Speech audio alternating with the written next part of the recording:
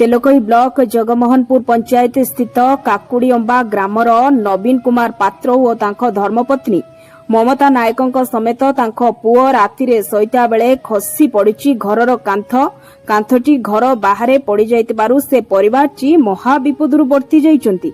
सूचना मुताबक नवीन कुमार पात्र जड़े दिन मजुरिया होइतिबारु निज परिवार चलई घरटी तैयारी करबा तांको पक्षे संभव होई पारु नाही।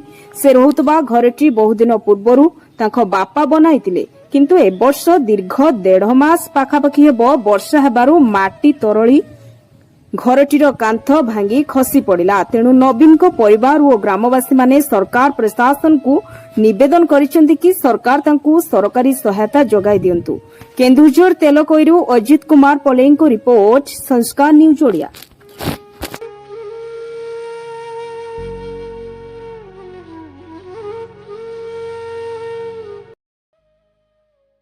आपण को परिचयटा दियंतु।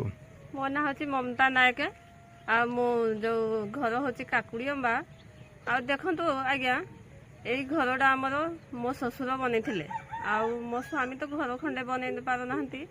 आमे तो गरीब लोक बहुत मो बाहागर हो गलान 14-15 वर्ष हो गलान, किंतु घर खंडे भी बनै पार नाहंती, बनै पारुनी कि सरकार किसी सहायता भी देउ नाहंती। जेते भी अप्लाई करले भी किसी भी होउनी। आ कोन करबो आज्ञा आ आमको जो वर्षा पवन जो बात्या देखुं 1.5 मास है बात्या लगी रही घर जो पानी पवन घरे ढुकी जाऊँगी। कांथड़ा काली संध्या